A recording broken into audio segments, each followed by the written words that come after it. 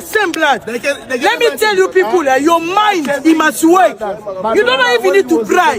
Telling us that we are defending them. Yes, we are defending them, but when they come here, we are saying, let them have the papers. Wow. Just wow. Thank you, South Africa. Thank you to everyone who participated on the 30th of June. March and March, I salute you. Yeah. No, you can. Yeah. But if that was a bunch of white people marching the streets the other day, today, the government would have come up with a comprehensive plan on immigration. So now South Africans have started complaining that they have lost their jobs. Taxi drivers too are not making money because passengers are not coming. Like, it's actually a lot. And there are so many jobs that estimatedly it has been reported that there are about 121,000 jobs that have actually been lost in South Africa right now. And it is not looking nice. It is not looking nice at all. So people are now asking, the match and match, was it for the betterment of South Africans or it made things worse? I don't want to talk much. Don't forget to like, don't forget to subscribe. You don't lose anything by liking. Just give the video a thumbs up. Let's go into the video, watch, come back and talk. This video is directed to Jacinta Kagelum-Tagati and Nation. Do you know, since you have started this match and match, and how many jobs have been lost? Do you know how many families are hungry right now just because of this match and match? Today, as we speak, some of the older people, they don't even have food because they didn't get their rentals from the people because the foreigners have all left. Do you know the sufferings which you have brought to other people? Okay, it's fine. You are all having everything to eat. What about the poor of the poorest who are relying on these foreigners to make a living? How are they going to live right now? That's the question.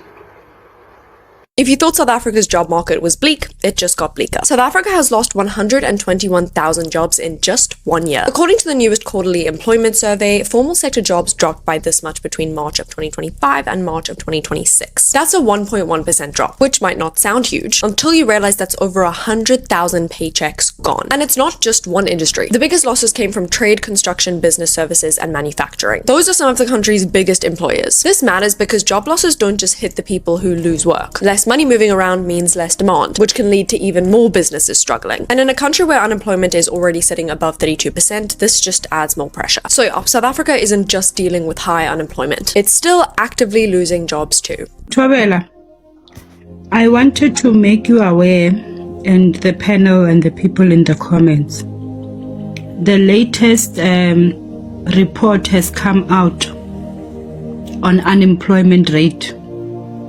I think about 4 hours ago. The country has lost in the last quarter that they're reporting on. We have lost 121,000 jobs. So while we are busy dollaring, just know Uguti, 121 jobs have been lost in this economy. I wonder who are we going to blame now? Are we going to blame Malema?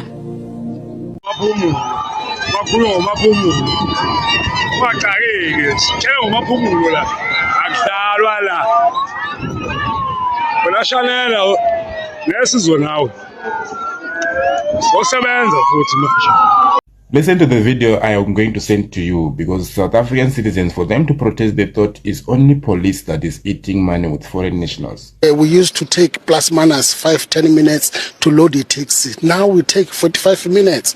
There is nothing we have worked for. Today is a very bad day economically. You understand? We are not gonna make anything whatsoever. It's just to come and, see people and see how these guys are going to march, you understand, without any benefit whatsoever. Laws are laws, you understand, of the country. We need to adhere with the rules and regulations and the laws of the country. But I think, according to my understanding, I think it was supposed not to have been handled in this way, you understand. government to government, they were supposed to have sat down and see how they can solve these problems, because each and every foreigners has got their own embassy here in South Africa. If they were maybe documented inside our country, it was going to be much better without being chased away. But if they have gone to their countries and came back with the papers or documentation, is still fine, but we are still going to suffer, because they are not going to come back tomorrow. They will still take time to fix their documentation in their own countries and come back. Some of them, they will not come back, you understand. Also here in this street, I think we are seeing shops closed, you understand. It's not only here, generally it's all over, you understand now, which means we do not own anything whatsoever. These shops are theirs. So I will become guilty at charge when I begin to say it is a result of you being senseless, when I say you always realize things when it got worse. You wanted an evidence. If not stupidity, how will you describe this? You need to see something happen, then you begin to believe. Government have been warning you several times. You, because of, I didn't think, jealous, you thought it's only police that are accepting money from foreign nationals, not knowing that you have been doing business through foreign nationals. It's both sides, citizens and the government, that will profit from foreign nationals. It's not only the government. They are finding their way into the home affairs, bribing police. You do not know that the spaza shop you are running, for you to make that little profit you are making, it has been them. Meanwhile, thank God that you have come back to your senses. I was waiting for this. This one, I was waiting for it. And it's happening now. And I said it. It's going to happen. Taxi drivers, they were complaining. They were very angry. And Gizwe was taking it lightly. Was taking it lightly. When the taxi drivers, they were becoming angry, because now taxi drivers, they don't have business. And the cars, they are, they need to pay cars end of the month. And Gizwe, you don't understand that these people, they need to pay their cars. When they have clients, that money is helping them to pay their cars end of the month. So the taxi drivers, they are starting complaining. Let's sit down, eat popcorn, and wait what is next. Taxi drivers are saying no to this match and match thing. They are saying, okay, fine. You people hate them. We don't hate them. We need business. We need business. I saw taxi drivers in Durban blocking the highway, say, comrades, nobody's gonna pass here. We need foreign nationals. Taxi drivers, the bosses of the road, are saying they need the foreigners. Their taxis are empty. Nobody's getting into their taxis. Their business is stalling. Nobody is making money. So therefore, we need foreigners. And I saw that guy, the Zulu guy, Pakulom, whatever, I can't pronounce that long name, forgive me. Okay, Zulu boys. I saw that guy saying, he posted actually saying, there's over 4,700 and what truck drivers who got jobs. How many trucks? Okay, let's be logical. How many trucks in South Africa for 4,000 people to get jobs? 4,000. So how many trucks, comrades? Let's be realistic about this. You can lie, but stop lying too much. How many trucks for 4,000 to get jobs as truck drivers? It doesn't make any logical sense. They are making up numbers, they are lying. And now the taxi drivers are like, we're not going to follow this nonsense of match and match. We're going to march to stop the match and match. So now we're going to sit back and look as to who drives the economy. The taxi drivers all the match and match, we're gonna be able to stand tall and say, enough with this nonsense of Nguni wars. We don't want to fight these people. They look like us. They use our taxis and all that. So tell me what you think about that. They are taking our job. They are taking our job. Do you know, as of today, unemployment rate has expanded in South Africa by 43.7%. It was on 31% last year. As of today, after they updated it, it's in 43.7%. You guys are dumb. So you guys literally went out to unemploy your brothers that were working. You are all now sitting at home twerking. What the fuck is wrong with you guys? Well, you know, go ever see foolish person like these guys. Immigrants have replaced South Africans as the modern day slaves. Whether they want to agree with that or not is the reality. Because from what you're saying, with the issue of I would push back on that idea. No, you can. But if that was a bunch of white people marching the streets the other day, today the government would have come up with a comprehensive plan on immigration. What did day one look like? Where did this movement find its momentum? The target is government for allowing the issue of illegal immigrants to thrive in the country. The target is government for not enforcing their own laws. You're chasing immigrants away. No. Do you know what I mean? No. That's not true. Are you Israeli funded? Yeah. You say definitely not. Is there nothing like that behind the strings? Are you saying we're completely grassroots, completely organic? There is nobody behind us playing puppet master and pulling the strings here? Wow. Just wow. Thank you, South Africa. Thank you to everyone who participated on the 30th of June. March and March, I salute you. I just got back from the car wash. Tell me why 5 new staff members, all of them South African, all of them getting paid, and I was asking for one of my friends who's currently unemployed. And I'm like, Chief, how much are you paying? And they're like, 250 per day. We are paying 250 rand per day. I felt proud. You get me?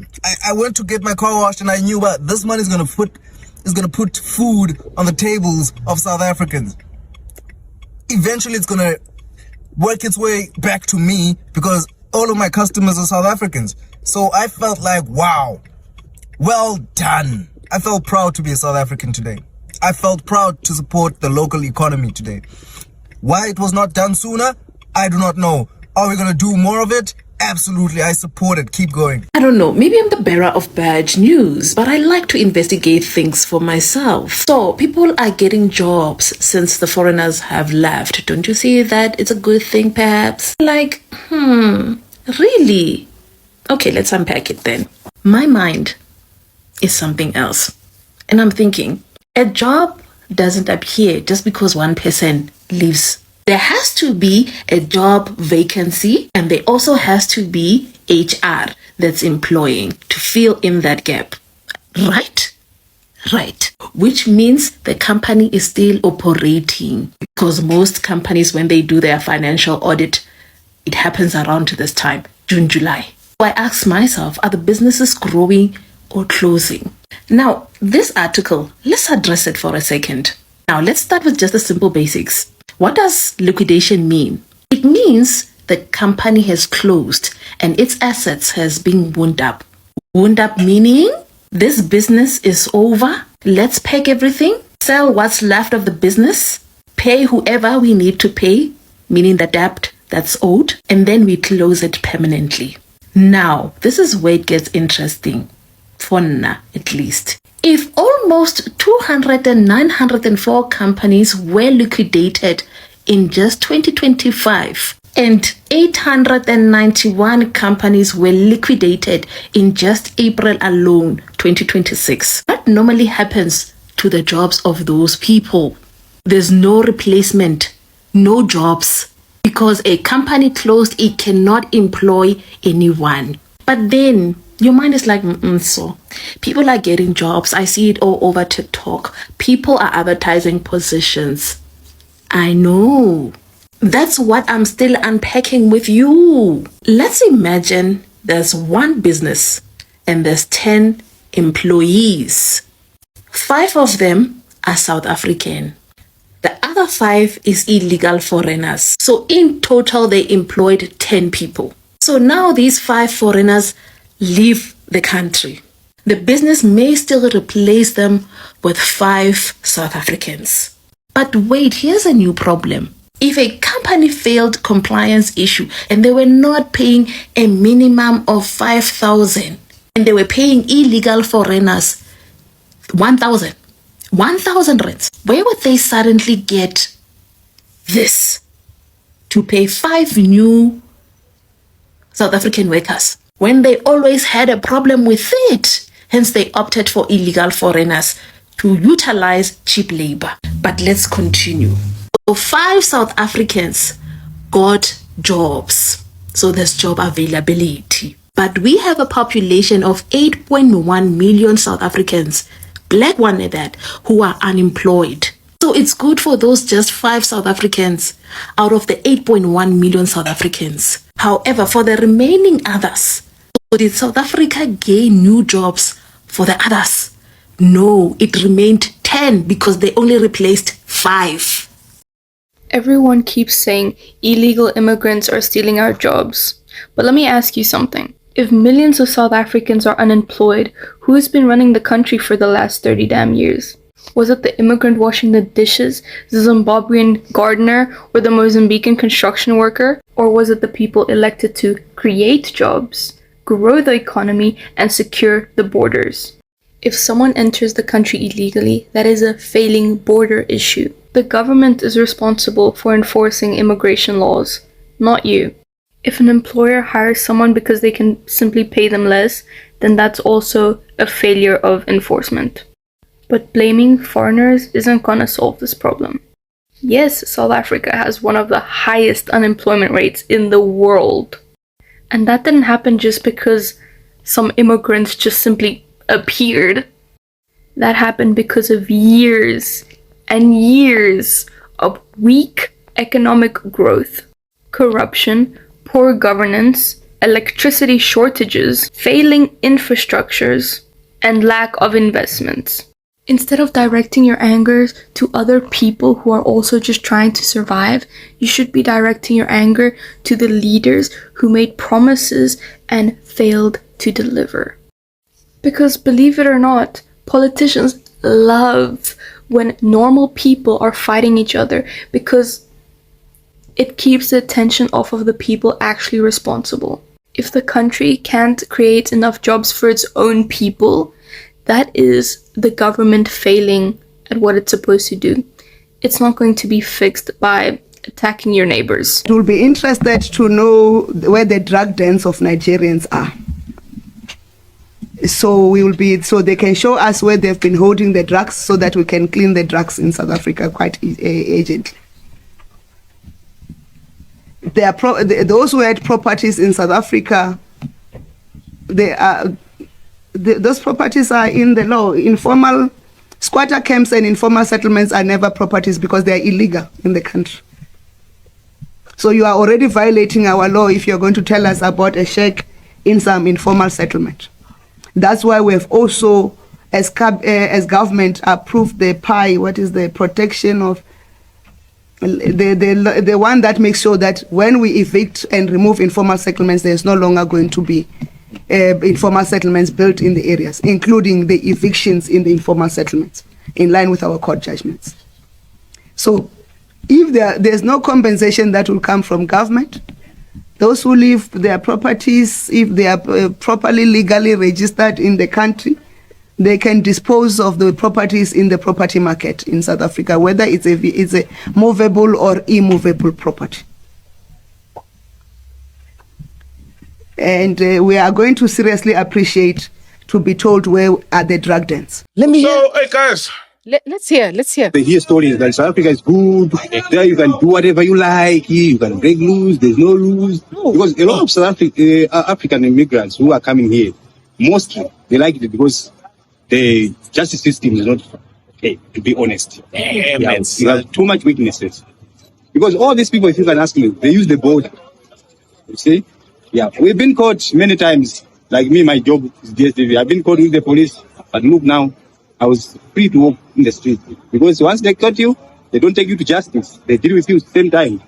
Give me money or something, they let you go. So that's why people like it here. So we just ask one thing. When we go back, when you manage to clean the way you want, please try to fix your justice system. Damn. That's only. Wow. Mind you, I tell you again, we come here sometimes to find the green faster.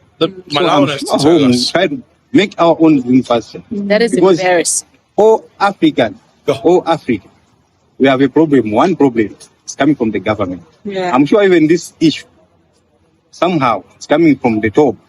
You see, only they follow the wrong routine. Whoa! And Malawian is telling us fix your justice Nah, this system. nigga wow. Nuts, bruh. Wow. Nah, straight up, right? Wow. Told us, bruh. Yo. Wow. I know. No, hold your back, my friend. Take it easy, bruh. Yeah. ANC, GNU.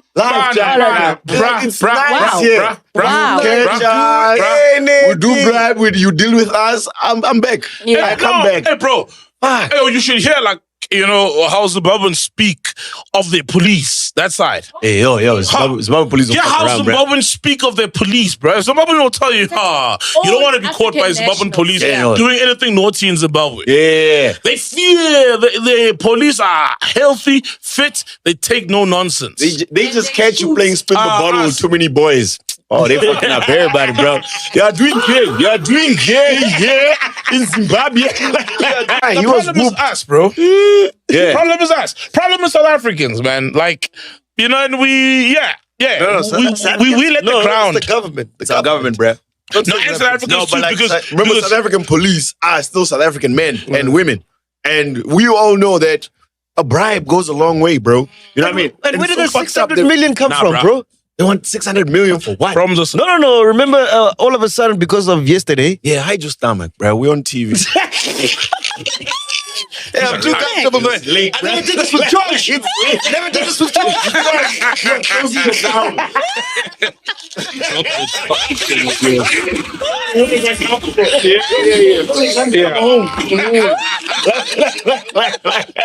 Yeah, but like, the problem is South Africans, before we move on, like, because yesterday people marched. Yes, sir. And one of the problem was the spizers. Yeah. Yes, sir. Bro, you as a South African, try now and go to DRC and go to a township in the DRC and open a spizer. None of the DRC people are going to support you because they're going to support their own. Yeah. So we have given these guys, we give them billions a day, literally. Yeah. Because that's the kind of money video was that showing goes me from South African in Cape pockets Town to foreign-owned sponsor shops. There's a beautiful video that made me laugh, right? So there's a foreign national. Let me just call him that because I don't know who's legal or not. The foreign national, he's in his car, he's in Cape Town. The colors come through to the car and they're like, hey, man, open the shop. We want to buy potatoes for 2 rands here. You see. And he's like, I know this game. They're like, just open the shop. We want to buy potatoes now. So like, he was like, I'm not going to open the shop because he knows what's going to happen. Yeah. The moment he opens the shop, it's going to be a loot. Yeah. You know what I'm saying? Just open the shop. We want the car. And they're like, hey, man, open the shop. We want to buy potatoes for 2 rands here. You see. And he's like, I know this game. They're like, just open the shop. We want to buy potatoes now. So like, he was like, I'm not going to open the shop because he knows what's going to happen. Yeah. The moment he opens the shop, it's going to be a loot. Yeah. You know what I'm saying? Yeah. But they also understand like, bro, we're not going to go to ShopRite because ShopRite, the potatoes are $20. Your potatoes are 5 rands. We need your potatoes. Exactly, bro. So it's just this weird, like, it's so disproportionate because now, as much as we need some of these guys who are selling the right stuff, we also need South Africans to be like, yo, bro, I'm willing to sell cheap things to make money. Because now there's the thing, bro, like, I'm not going to go to Saul's shop where Saul is selling me prices, the same price at like a Checkers or a big retailer. I'm going to go to Muhammad, bro. I'm going to go to Abdul because his stuff is cheaper. Yeah. Knowing very well it might not be the real deal. Yeah, you know what I'm saying? Yeah. But it's easier on my pocket. And even if it is the real deal, it's cheaper. It's way cheaper, bro. Stocking as a conglomerate, getting the discounts. You know? Have you ever gotten a fade from a Zulu guy? Have you ever gotten a tape of fade from a Zulu guy? Nah, right? Nah, those Zulu guys cutting my hair, bro. Cuts, my boy. I knew. Stop this. My boy. It's messed you up, man. Like, no, man. How are you?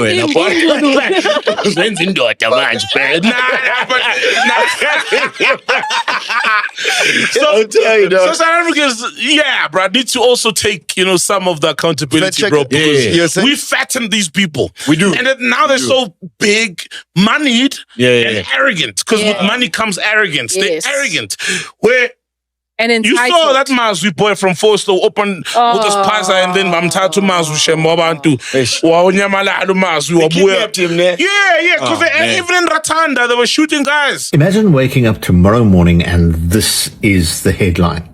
Nigeria nationalizes South African companies. Okay, it hasn't happened, but it's a scenario that people are beginning to talk about. So let's ask a simple question. What happens next?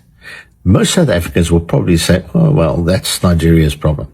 Many Nigerians would say, no, that's South Africa's problem. But they would both be wrong. Now, imagine that you are a manager of a South African company in Lagos. Yesterday, you were interviewing people for new jobs. Then your phone rings. Head office is frozen recruitment. The interviews are cancelled. Not because the business is failing, not because the candidates did anything wrong, but because two governments stopped trusting each other. That is how these things spread, not with dramatic events, but with thousands of ordinary decisions made by ordinary people. Before politicians have finished arguing, families are already living with the consequences. That's what geopolitics really is. Political arguments don't stay in parliament. They end up around ordinary people's kitchen tables. Whether this ever happens isn't really the point. The question is, are governments thinking far enough ahead? My daughter, she's 19 years, because she planted her hair with orange. So they say she was a foreigner, and myself, I had my tube, it was green, as from Limpopo. I'm a Pedi, but they say we are from outside. So they wanted to hit us. So I managed to grab my daughter, we came back. I left my kids at home. It was my grandson and my last born. They are 7 years and 6 years inside the house. They were locked themselves in the other room. When I asked them, they said they were hitting the gates. So when I checked, I realized that they broke the window. No, because it's supposed to be a peaceful man. Don't come here and be a tribalist journalist. Don't come here and do that to us. It's as if when a person is a Batonga Machangan, even from Mozambique or from Zimbabwe or from wherever they are, to you, they are already illegal before you even check their papers. And that is the attitude that we are addressing right here. And when we address this attitude, you are telling us that we are defending them. Yes, we are defending them. But when they come here, we are saying, let them have the papers. We are talking about the young people that are getting affected at this present moment. We are the only tribe that is being subjected to explain our identity. We are telling you we are Batonga, Machangani people that are speaking a common language, which is Sitsonga, that is recognized in South Africa. If you paper everywhere, problem. Oh, now we are never, we are here. We grew up here, we are here, South Africa, we are never this country. What is that? It's a good question. What is that? They don't share the white people, but they are sharing black, like black. You know the time for Sarafina, that white people, they are not playing. If you play, they shoot. If you go to England, they shoot. But the foreigner, we are feeling shame because we are human beings. We are same blood. Let me tell you people, your mind, it must work. You don't even need to cry. You don't even need to take care of for the men. So how are you chasing people? How are you chasing people?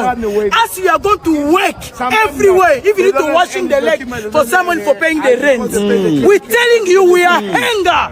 You never do anything. If you stand up like you got the corners, fight for us. Hey, you see? Listen. Are you married here in South Africa? Wife is not here. What's your wife's name? Kumeta Stirman. Kumeza Stirman. Why is your wife not here? She's in America. Sissy. Yeah. Really? Is this not your wife? No, it's not. It's your. It's a my wife. Abdullah Malik is calling me again. She's not my wife. Where's Abdullah Malik? She's not more here. Where's Abdullah Malik? She left. He's in Nigeria. He's in Nigeria. Yeah. Why did he leave in Nigeria when the wife is here? So I'm not his husband. I'm asking you a question. Why did Abdullah leave to go to Nigeria sick. when he left his wife He was here? sick. He was having stroke. He was having stroke. So now he left. He lived in Nigeria. So he left and went to Nigeria. About 10 years ago.